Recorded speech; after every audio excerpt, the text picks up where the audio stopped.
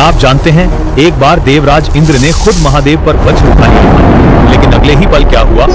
वृत्रासुर का वध करने के बाद देवराज इंद्र के मन में अहंकार भर गया। उन्हें लगने लगा कि उनके वज्र के सामने तीनों लोकों में कोई टिक ही नहीं सकता। इसी विजय के गर्व में डूबे इंद्र देवगुरु बृहस्पति के साथ महादेव के दर्शन करने कैलाश पर्वत की ओर निकल पड़े। इंद्र ऐरावत पर बैठे थे, लेकिन उनके साथ चल रहे देवगुरु बृहस्पति पैदल थे। यही इंद्र के भीतर बढ़ते अभिमान का संकेत था। तभी अचानक कैलाश के मार्ग में भस्म से लिपटा एक रहस्यमयी तपस्वी आकर खड़ा हो गया। इंद्र अहंकार से अंधे ये नहीं पहचान सके कि यह कोई साधारण तपस्वी नहीं, बल्कि स्वयं भगवान शिव थे। तपस्वी, तुरंत हमारे मार्ग से हट जाओ। जब तपस्वी नहीं हटा तो इंद्र का क्रोध सीमा पार कर गया। उन्होंने अपने ही आराध्य को साधारण साधु समझकर भस्म करने की चेतावनी दे दी। अहंकार के चरम पर पहुंचकर इंद्र ने महर्षि दधीचि की अस्थियों से बने अपने दिव्य वज्र को उठाया और प्रहार करने का प्रयास किया, लेकिन तभी चमत्कार हुआ। इंद्र का वज्र हवा में ही रुक गया। वह पत्थर की तरह जम चुका था।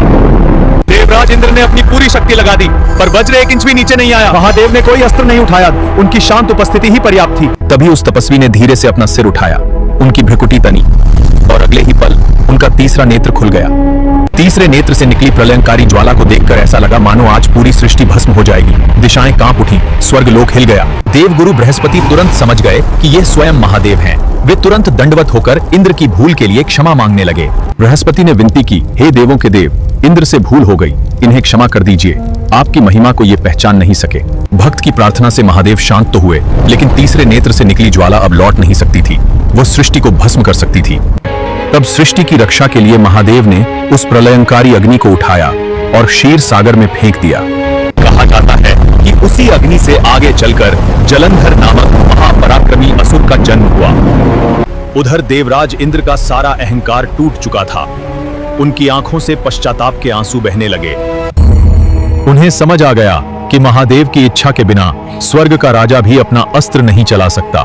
इसीलिए महादेव को देवों के देव कहा जाता है, क्योंकि देवता भी उनकी शरण में आते हैं और अहंकार भी उनके सामने भस्म हो जाता है। अगर आपको ये रहस्य पसंद आया हो तो वीडियो को लाइक जरूर करें और ऐसे ही अनसुने रहस्यों के लिए चैनल को सब्सक्राइब करें। और हाँ, इस वीडियो को अपने दोस्तों के साथ शेयर करना मत भूलना।